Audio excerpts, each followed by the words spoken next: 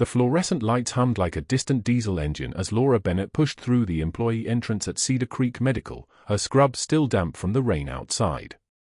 Norfolk in March was a study in grays, the sky, the parking lot, the faces of people waiting in the emergency room at 6 in the morning. She'd been arriving this early for 3 years, before the hallways filled with residents and specialists and the particular brand of noise that came with daylight.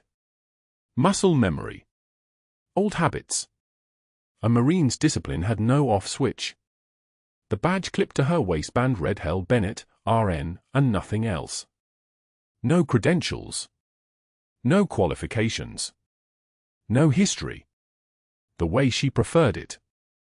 Her knuckles bore the faint ghost of scars, rifle recoil marks from a training program that officially never existed, buried in a Pentagon file so classified that even the civilian contractors who'd processed her discharge papers hadn't been allowed to photograph the file folder.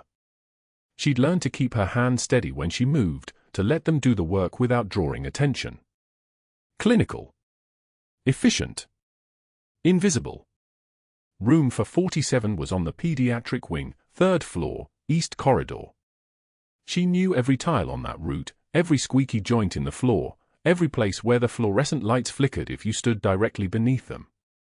Jacob Tucker had been here for 4 months.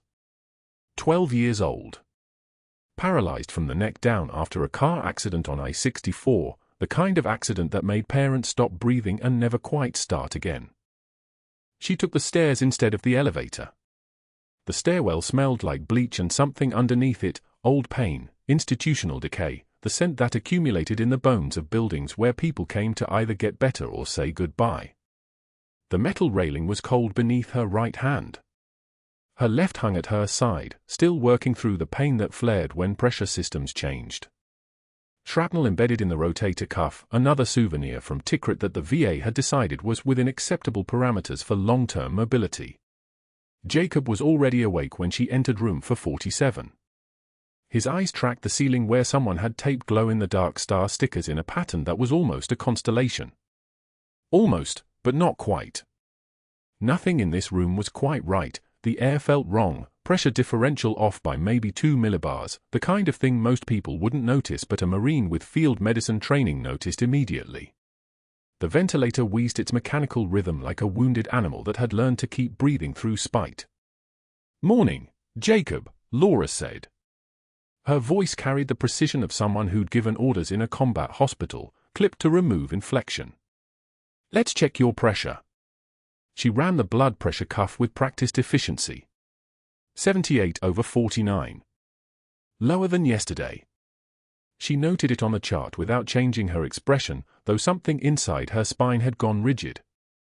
The child's father was asleep in the recliner by the window, his broad shoulders curled at an angle that suggested he'd been sitting vigil since the previous evening.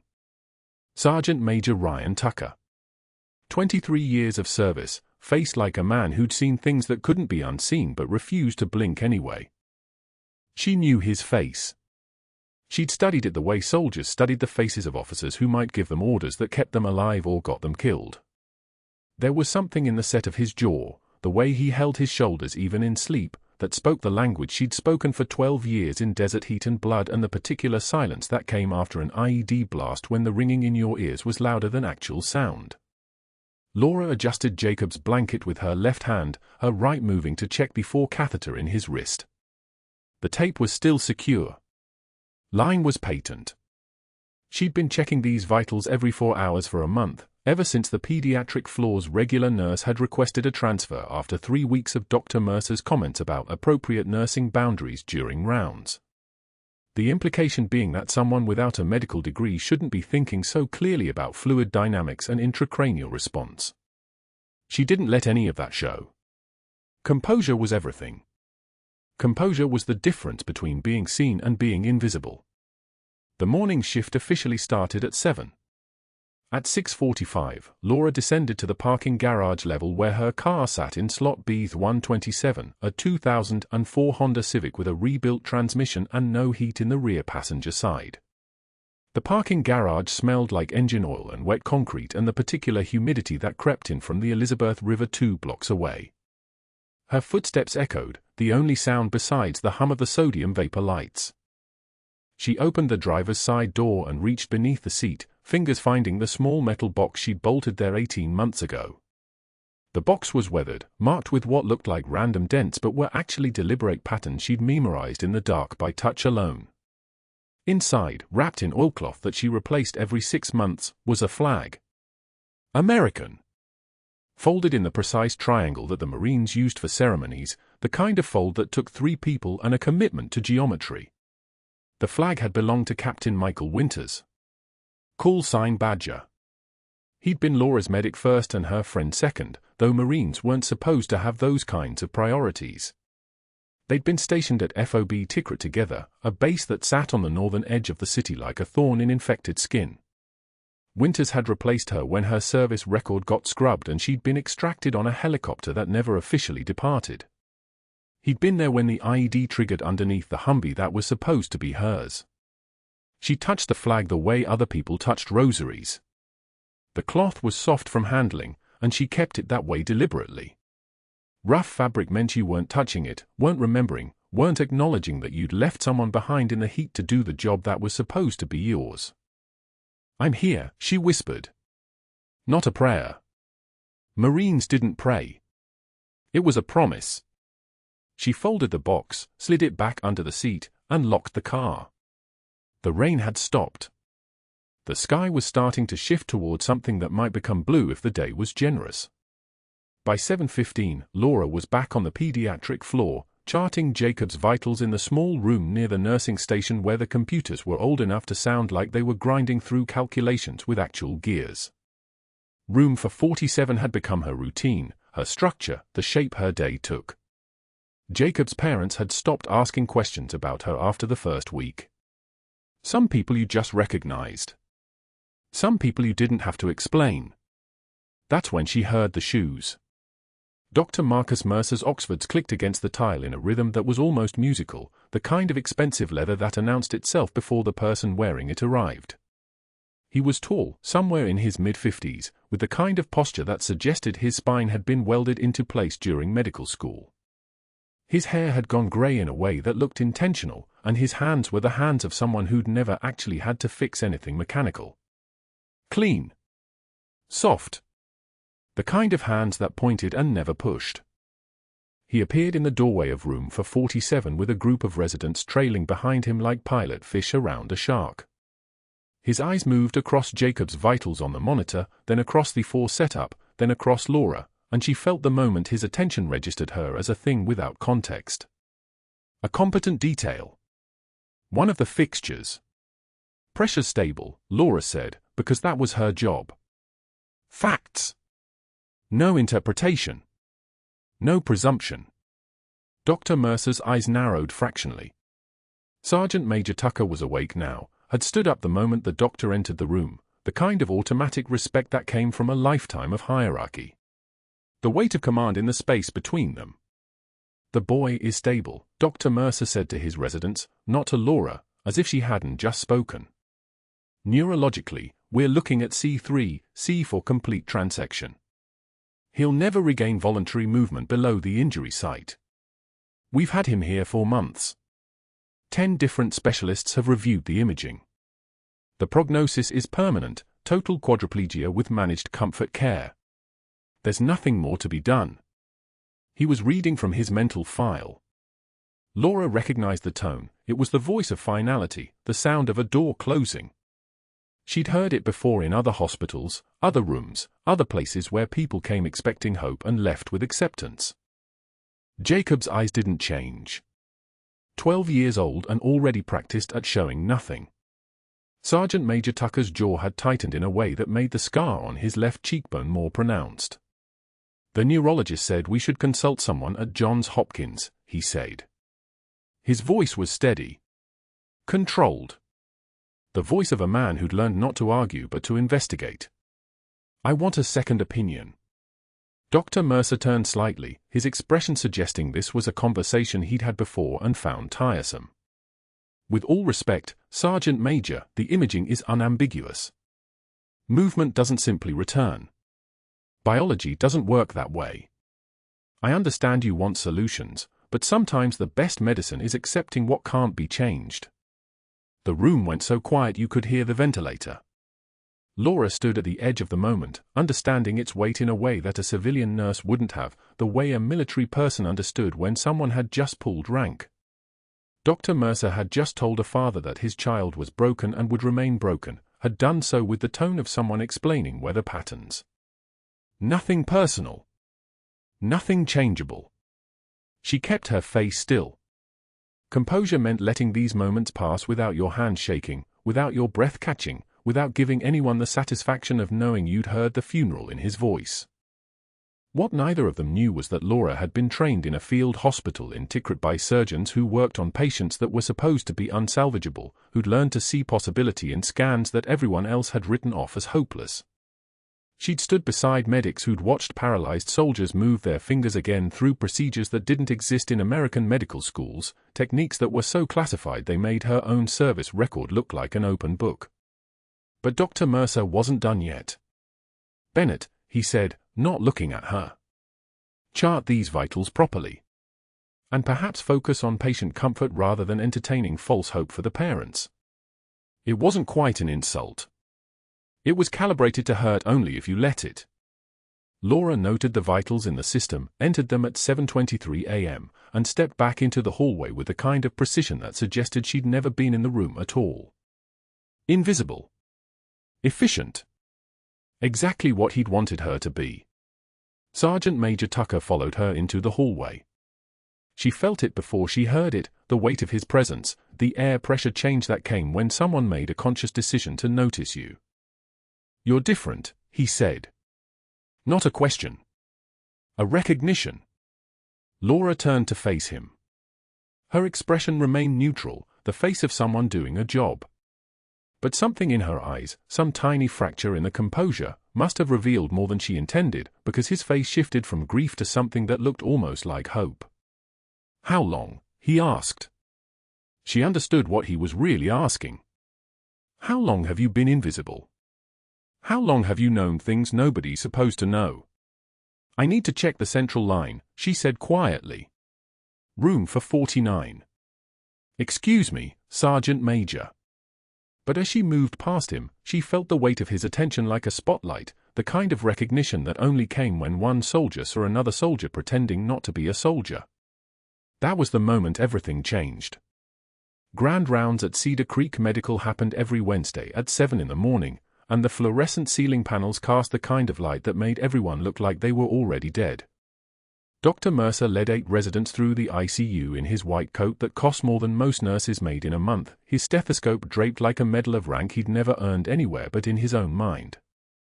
Laura stood at Jacob Tucker's bedside, one hand steady on the pulse monitor, the other documenting his overnight vitals in the digital chart, her movements precise as a clock spring. The boy's oxygen saturation held at 94%, his blood pressure tracking within acceptable margins, everything normal except for the way his father had looked at her yesterday, like he'd seen something she kept buried. Dr. Mercer gestured toward her with the casual flick of a man pointing out a painting at auction. "Nurse Bennett here represents adequate nursing within appropriate scope limitations," he announced to the residents, his voice taking on the texture of someone explaining a museum exhibit to people he'd already decided were stupid. "Notice how she performs tasks without attempting to interpret clinical significance. That restraint, that's what separates professional nursing from the kind of freelance heroics that gets patients hurt." Laura's jaw clenched for exactly 1 second. Her hands didn't pause. The stylus continued across the digital pad, each entry formed with parade ground precision, because showing weakness wasn't in her training and it sure as hell wasn't going to start now. One of the residents, a thin woman in the back, smiled at what she thought was permission to laugh. Dr. Mercer continued, his presence filling the room like smoke. "It's important to maintain these boundaries, because competence can be mistaken for expertise. Nurses are excellent at following protocols. That's their value. When they start thinking they're diagnosticians, well," he let the sentence die unfinished, heavy with implication.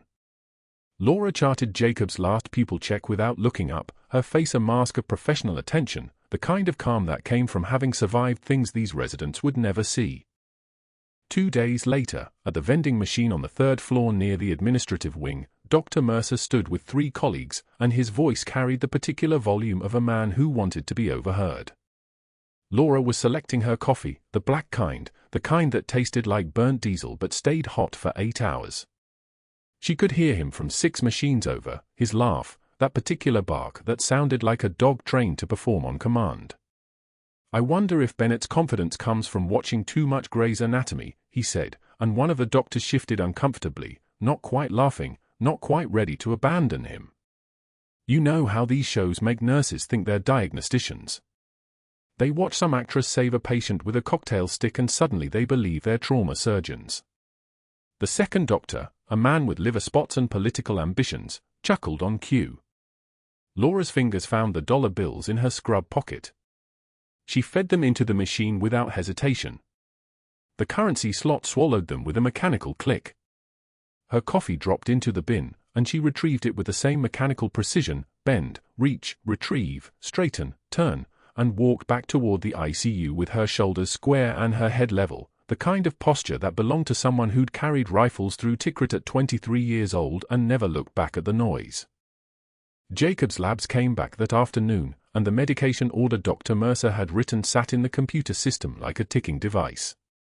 Laura pulled the results up on her portable terminal, the kind of small tablet that nurses carried now, and something in the numbers made her spine straighten.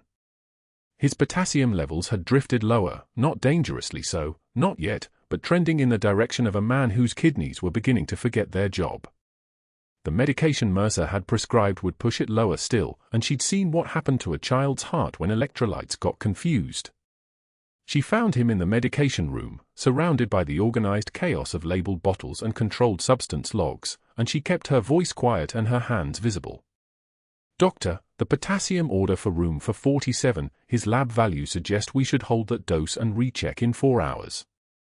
The words came out respectful, the kind of phrasing that asked permission even as it offered data. Mercer's head turned toward her, and his face transformed into something that looked like a smile if you didn't understand what predators looked like. He set down the syringe he was holding with the deliberate care of a man making a point. "Question me again," he said, his voice dropping to the register that made nearby nurses look away, "and I'll have security escort you out of this building. You're a nurse, Bennett. Act like one." He was close enough that she could smell the coffee on his breath, the expensive kind from the cafe downstairs, the kind that came with a margin that justified his sense of superiority. Laura's pupils dilated slightly, a reflex, a physical response to threat, but her voice remained level. "Yes, doctor." She turned and walked out of the medication room with her heart rate climbing toward 140, her breathing controlled through her nose, her hand steady until she was alone. That night, sitting in her 2014 Honda Civic in the hospital parking lot, she unfolded the flag from the showbox beneath her front seat. The name was stitched in faded blue thread, Michael James Winters, 2nd Platoon, 3rd Battalion, 5th Marines. The medic who'd taken her place in Tikrit. The hands holding the flag were no longer steady, and Laura watched them tremble in the dark like they belonged to someone else, like her body had finally decided to stop following orders. She pressed the flag against her chest and breathed until the shaking stopped, because crying in a parking lot was a luxury she'd never learned how to afford, and her shift started again at 5 in the morning.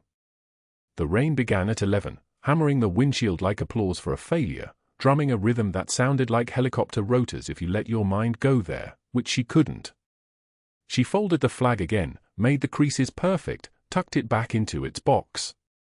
What happened next began with a change so subtle that only someone with a medic's training would notice.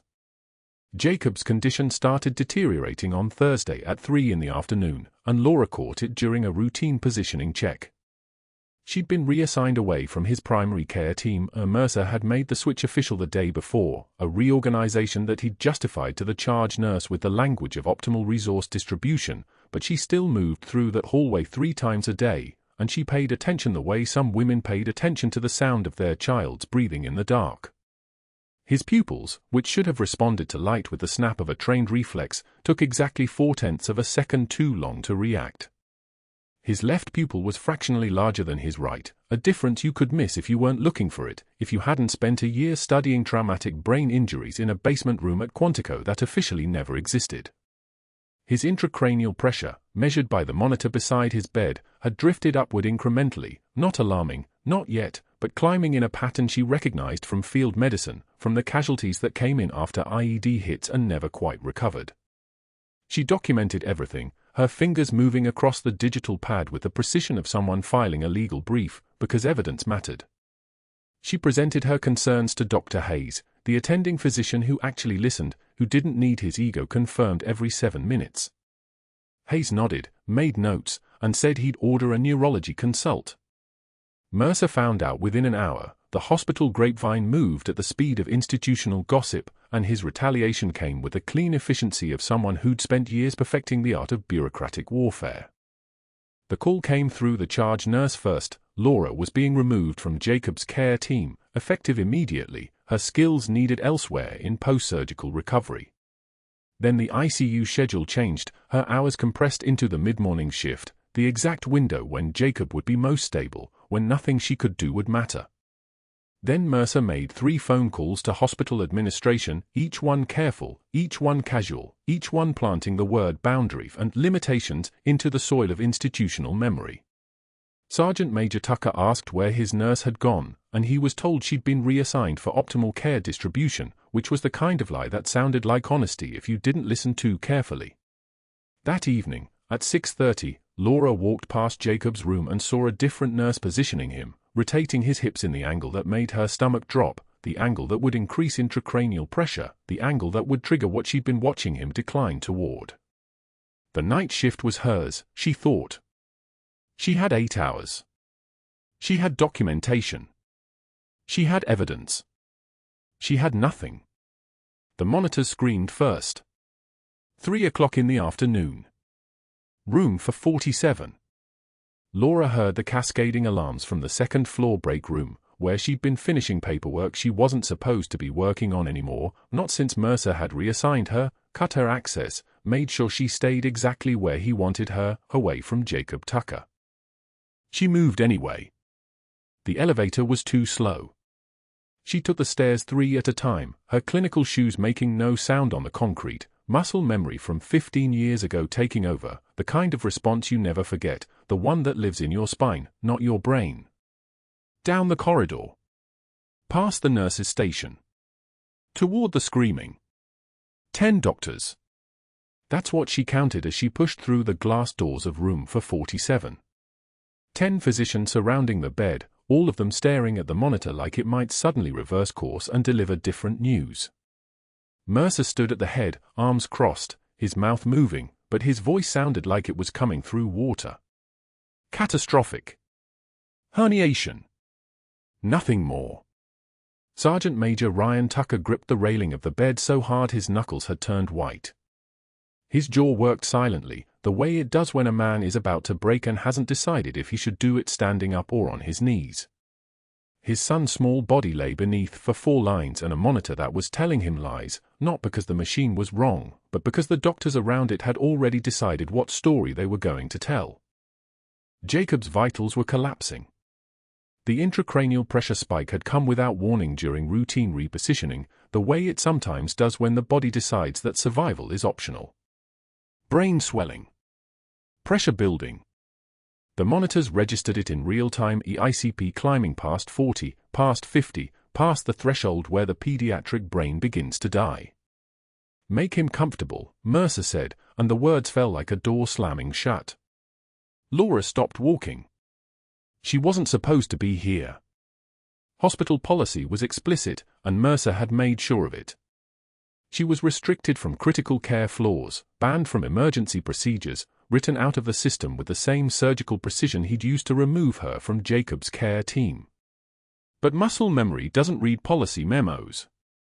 It reads danger. She saw it the way you see a shape in darkness and suddenly understand it's a predator. The pattern was identical to what she'd treated in a field hospital 17 kilometers outside Tikrit, during the sustained artillery bombardment when the ER morphed into a nightmare and the only thing between the wounded and death was improvisation and hands steady enough not to shake. The intracranial pressure wasn't responding because Mercer's team was treating it like a civilian medical crisis. They were thinking elevated ICP. They were thinking medications, thinking protocols, thinking outcomes measured in comfort, care, and acceptance. What they weren't thinking was combat trauma. Laura knew combat trauma. She moved. "Step back," she said. The command voice came from somewhere deep, not her throat, but her sternum, the place where officers learn to project authority through bone and breath. The residents nearest the bed physically flinched, their bodies responding to something they couldn't name, just that it sounded like orders. Actual orders. The kind you obeyed first and questioned later. Now, she added, because hesitation was already starting to creep into their eyes. They moved. Mercer didn't. His face had hardened into something carved from marble and rage, the look of a man watching his kingdom dissolve, watching authority he'd spent years constructing crumble like chalk in the hands of a woman he'd spent 3 years publicly humiliating. "Bennett, you're restricted," he started, but Laura was already leaning over Jacob's bed, her hands moving in the language of muscle memory, the language that doesn't require permission or credentials or the approval of men who'd already decided a child was dying. The folded flag sat in the front seat of her car in the parking lot. Michael Winter's flag.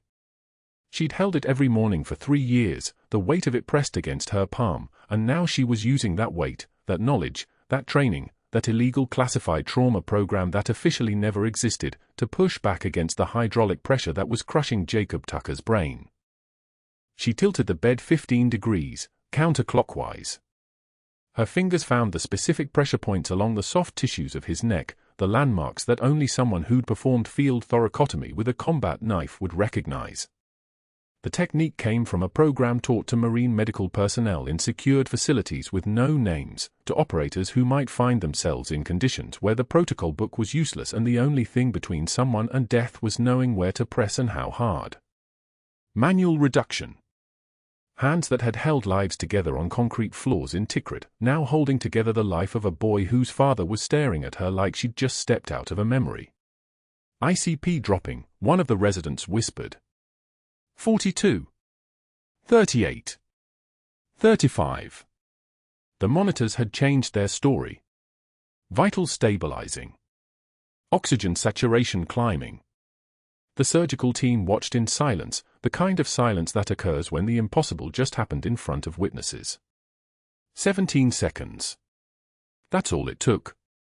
17 seconds and a set of hands that knew things that weren't supposed to be known. Jacob's breathing eased. The alarm shifted from screaming to their normal rhythm, and the normal rhythm sounded like life. Mercer's face transformed. His jaw tightened into something dangerous. She could see it happening in real time, the moment his mind switched from shock to calculation, the specific fury of watching your authority dissolve, of being rendered irrelevant in front of 9 other physicians, of recognizing that something had just happened in this room that was going to cost him far more than a single reassignment. "You're practicing beyond scope," he said quietly. The other doctors had shifted away from the bed now, back toward the walls, back toward the safe distance of professional non-involvement.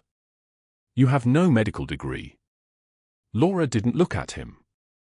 She was watching Jacob's numbers. ICP stable at 28. HR at 92. O2 sat climbing steadily, 94, 95, 96.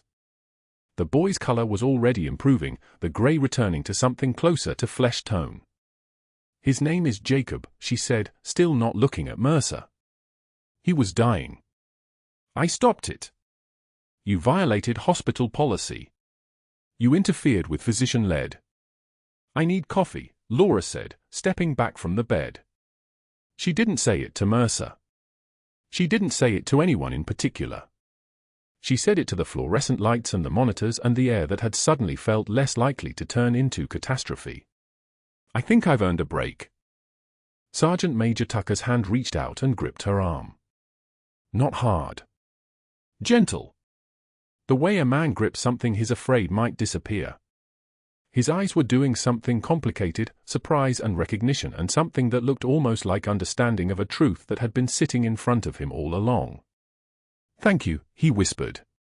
She nodded once, short and clean, like a salute given in a moment when salutes weren't protocol anymore.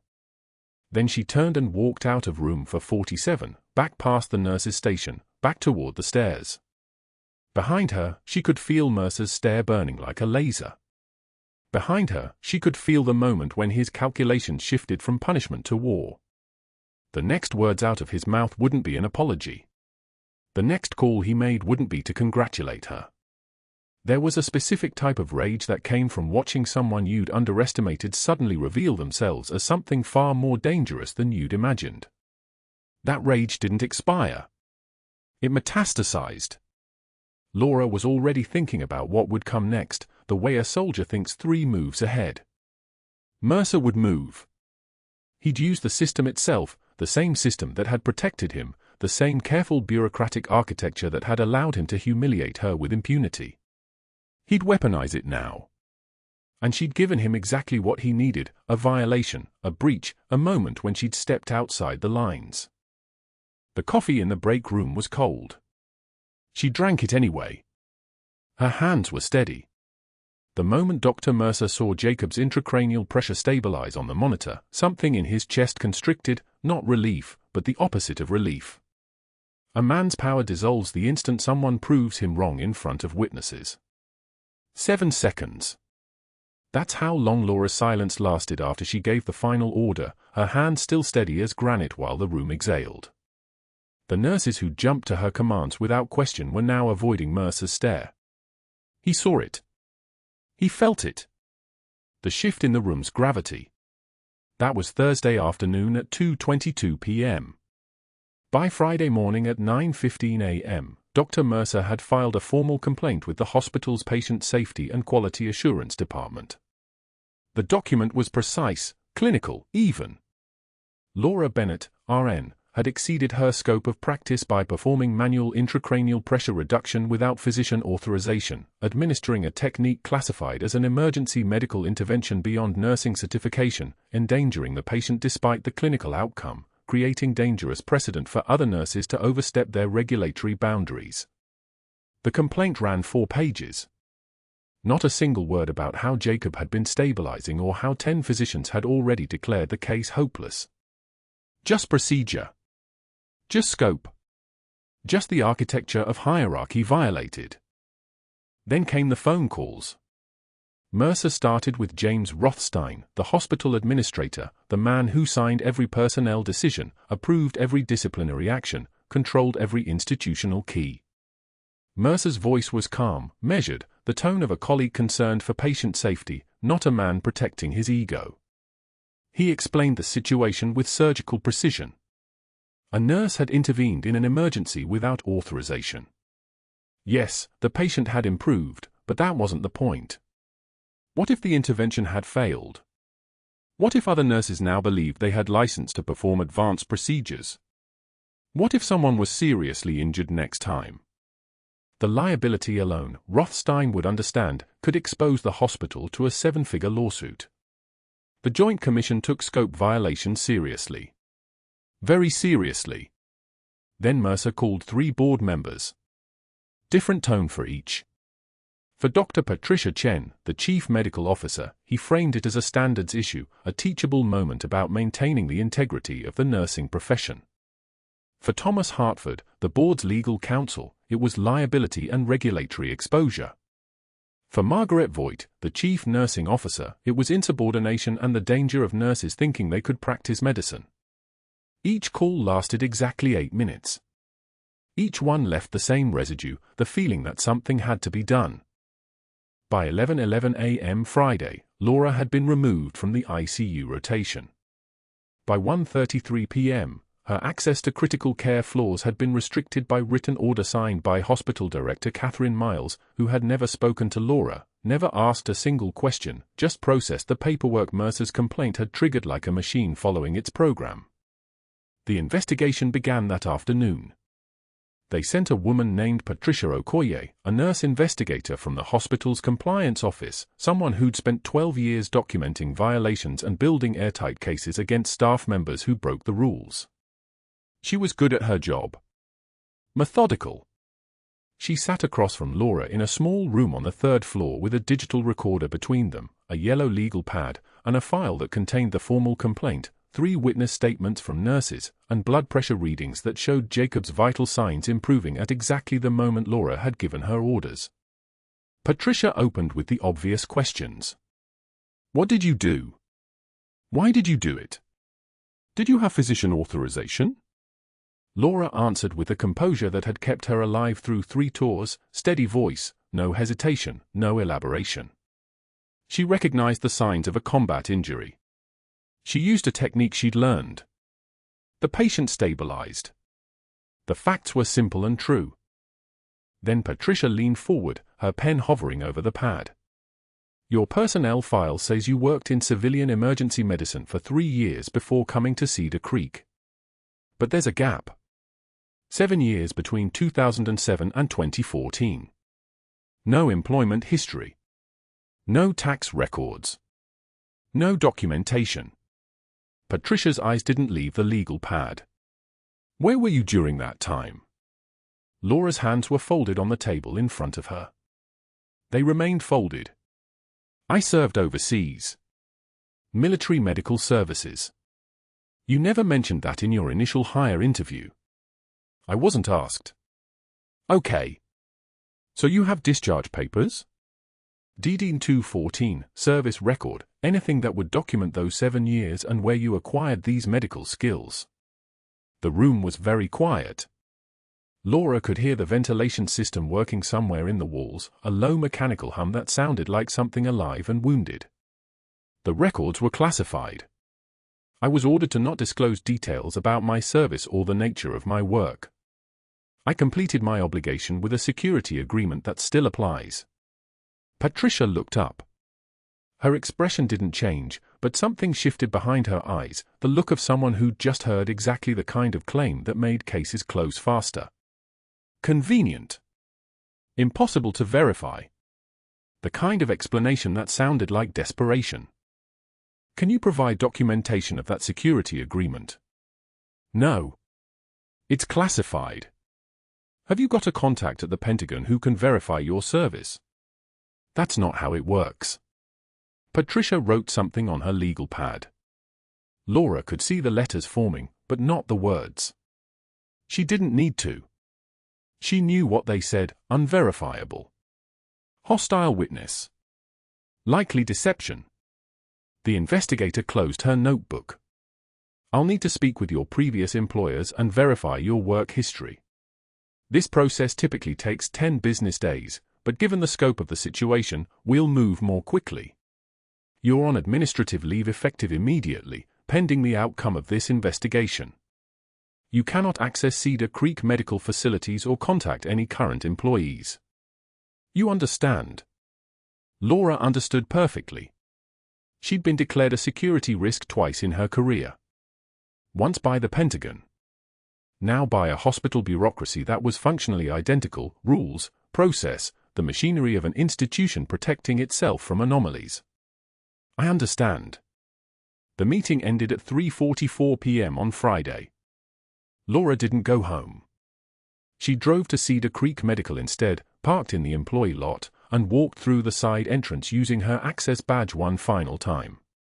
She had 30 minutes before security would lock her out. She went to the laundry facility in the basement, where industrial washers churned against the walls like mechanical heartbeats and the air smelled of bleach and steam and something else underneath, the copper smell of old blood that never completely washes out. The laundry supervisor, a man named Carlos who'd worked there for 15 years, looked up from a sorting bin. Hey, Laura. Little early for your shift. Not starting a shift, Carlos. Coming to an end. She placed her folded scrubs on the counter, the blue surgical scrubs she'd worn for 3 years, the ones that had touched Jacob Tucker's skin, the ones that carried the residue of every patient she'd ever treated at Cedar Creek. The fabric was crisp under her fingers as she folded it, each corner exact, each crease sharp enough to cut. Parade ground precision. The kind of precision you learn when you're taught that discipline is the only thing standing between you and chaos. Carlos didn't ask questions. He could read it on her face, the expression of someone being erased. He'd seen it before. Rules broken. Systems enforced. The machinery working as designed. You're a good nurse, Laura. Better than good. She didn't respond. There was nothing to respond with. The fabric was folded now. The task complete. One final indignity, being unmade by the same institution she'd bled for, first the Pentagon, now Cedar Creek. Twice. The universe had a specific message for people like her, and she'd stopped misreading it somewhere around the second tour. She left the badge on the counter next to the folded scrubs and walked back through the corridors she'd traversed for 3 years. The fluorescent lights cast everything in pale institutional white. Room for 47 was on the 4th floor, one floor she couldn't access anymore, doors that would no longer recognize her ID. She didn't go up. She went home instead and sat in the dark kitchen of her apartment, watching the rain hammer the window at an angle that made it sound like applause for a performance nobody had come to see. Somewhere in that darkness, a phone sat on the counter, not her regular phone, but another one, older, its screen cracked and its battery nearly dead. A phone she'd kept buried in a lockbox for 7 years. A number in its contacts that she'd promised never to call unless the situation was terminal. She looked at it for maybe 10 minutes, watching the rain, listening to it rattle the glass like something trying to get in. At 6:23 a.m. on Monday morning, Laura's 16-year-old son Marcus walked into the Cedar Creek Medical conference room carrying a shadow box. He'd found it 2 hours earlier, hidden beneath the floorboards of her bedroom closet where she kept the things that couldn't exist in the daylight. His face was rigid with anger, the kind of anger that comes from finding out your mother had been made small by people who had no idea what they were unmade to her. The conference room fell silent the moment he entered. 8 faces around an oak table. Dr. Mercer mid-sentence, his hands moving in that gesturing way that meant he was performing authority for an audience. Marcus placed the shadow box on the table with the kind of care you use when handling something that matters. "Mom, they need to see these." Dr. Mercer glanced up, his expression shifting from annoyance to dismissal. "This is a closed meeting, young man. You need to leave." But Sergeant Major Ryan Tucker had already stood. His eyes were fixed on the medals in the box, the ribbon colors, the metallic weight of them, the way they sat like truth that no bureaucracy could revise. He whispered one word. "Valkyrie?"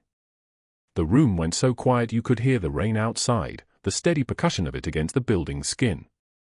General Hendricks, who'd been consulting on Jacob's case as a family friend, who'd said almost nothing during the investigation into Laura's background, began to move. His uniform carried stars. His eyes carried memory. Marcus opened the shadow box wider. Inside, lying on a bed of midnight blue velvet, was the architecture of what Laura had become. Bronze star with Valor. 2 purple hearts. Silver star. And at the end, catching the fluorescent light like it carried its own source of illumination, a Navy cross. Sergeant Major Tucker picked up the citation, his hands trembling slightly, the first tremor in a man made of steel. He began reading aloud, his voice carrying the weight of 18 years of service and the precise knowledge of what these metals meant. Captain Laura Bennett, United States Marine Corps, for extraordinary heroism while serving as commanding officer of Forward Surgical Team, 3rd Battalion, 5th Marines, during sustained enemy contact in Tikrit, Iraq. Dr. Mercer interrupted on the third line, his voice reaching for that tone that had always worked before, the sneering confidence of a man who'd never met anything he couldn't dismiss. Online medal shops sell convincing fakes for $50. Sometimes less. This is pathetic. Security should remove. 2-star General Hendricks rose slowly from his chair. The movement carried the kind of weight that makes a room understand it's in the presence of something beyond the hospital's architecture. He walked to the shadow box. He looked at the Navy Cross for exactly 3 seconds. Then he saluted, a formal salute, fist to chest, the kind that contains history. "I was battalion commander in Tikrit," he said, his voice like a tank idling in a concrete garage. "Valkyrie held a field hospital together for 19 hours under sustained enemy fire. 13 direct impacts on the building. 3 casualties when the south wall came down. She performed emergency surgical procedures with field expedient equipment because we had no choice and she had the training to make it work. 17 Marines came home from that deployment who wouldn't have if she hadn't held that room together. The administrator's phone rang. Then again. Then a third time before he answered it. The Pentagon, he'd later explained to the room, verifying Captain Laura Bennett's service record, her code name Valkyrie, her security clearance status, her classified training in emergency surgical procedures during combat operations. Dr. Mercer's face had gone the color of old paper. Monday morning arrived with Dr. Mercer's voice cutting through the conference room like a scalpel. 8 hospital administrators sat across the mahogany table, along with 2 lawyers whose pens hovered over legal pads, ready to document every word. Mercer stood at the head of the room, Jacob Tucker's case file open before him, his posture radiating the absolute certainty of a man who'd never once questioned his own judgment. Captain Bennett, he said, using her rank with deliberate mockery, exercised clinical judgment that exceeded her scope of practice. Dangerously. She performed an emergency procedure without physician authorization. She bypassed protocol. She endangered a child. His voice carried the smooth confidence of someone who'd rehearsed this narrative 100 times, polished it until it gleamed. The lawyers wrote. The administrators nodded. Mercer's power had always been institutional. 3 board members owed him favors. The hospital's insurance carrier had defended his judgment in 2 prior complaints. His colleagues in Norfolk's medical community protected their own. He wasn't just a doctor, he was a closed system, a locked door that had never required anyone's permission to stay locked. Then the conference room door opened. Laura's 16-year-old son stood in the threshold, his jaw clenched with the kind of fury that belongs only to children who've watched someone they love get erased. He carried a shadow box, the kind used for military displays, the kind you see in living rooms where someone's been watching the walls for years waiting for the right moment.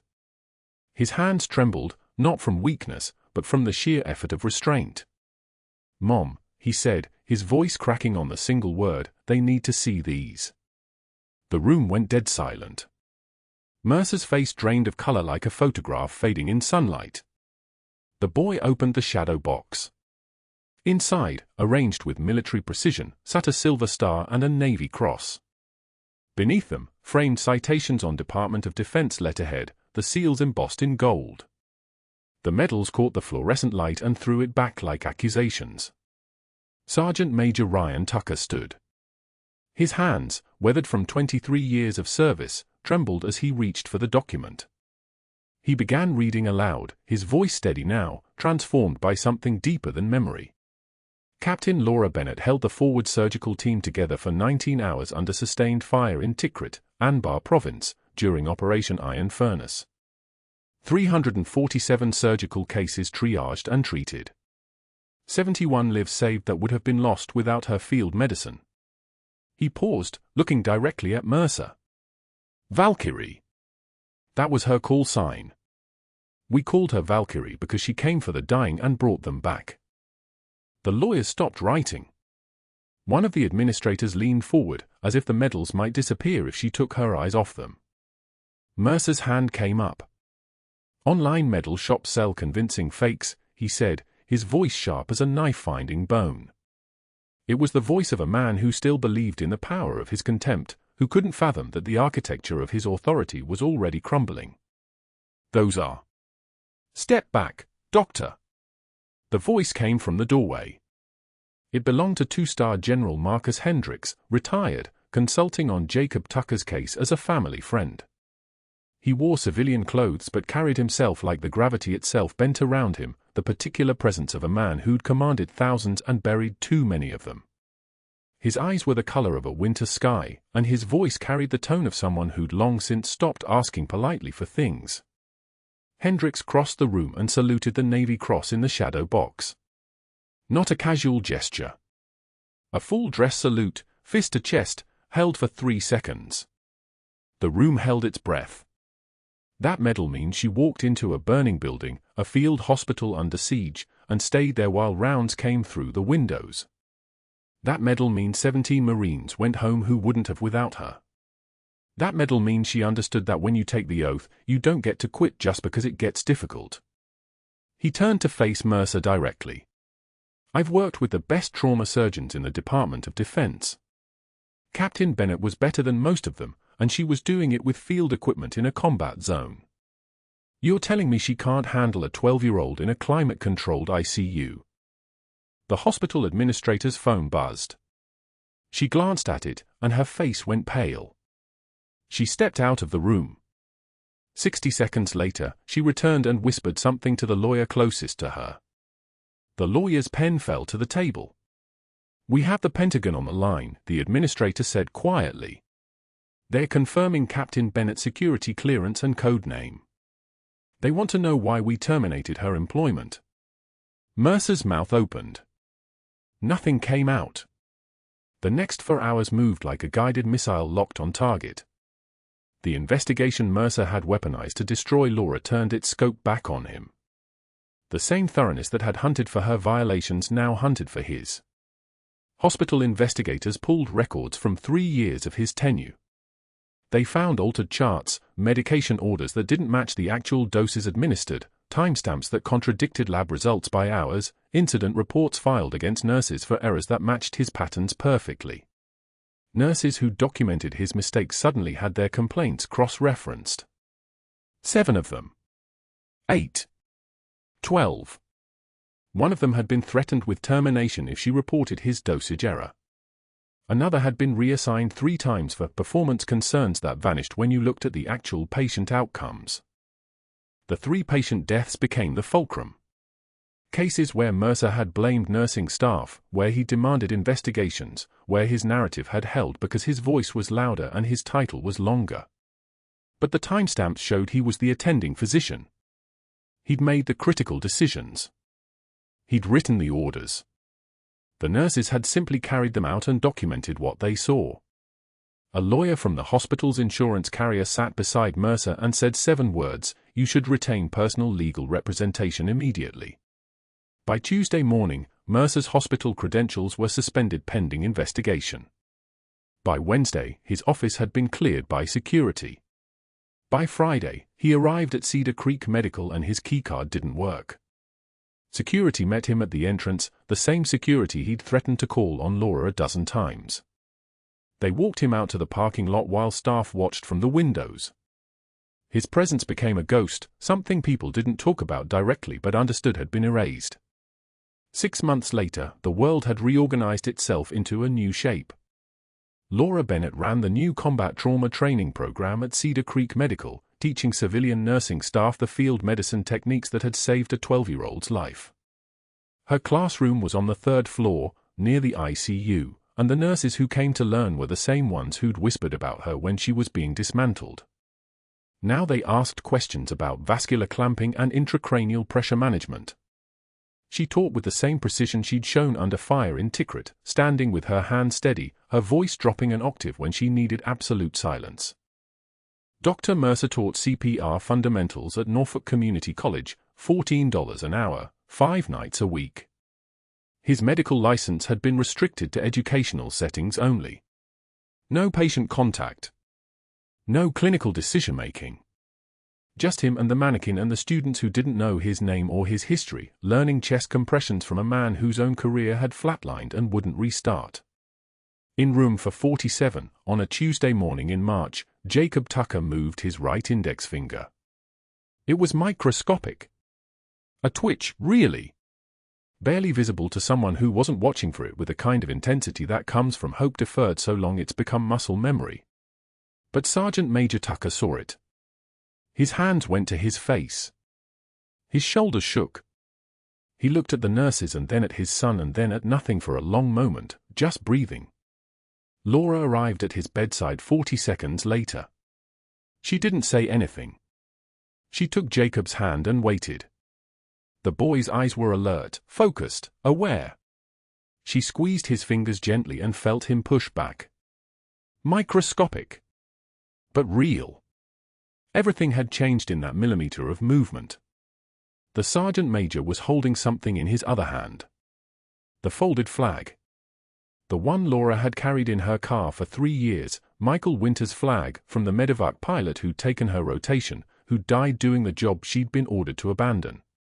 She'd placed it in his hands weeks ago, unable to carry it anymore, unable to place it anywhere but somewhere that mattered.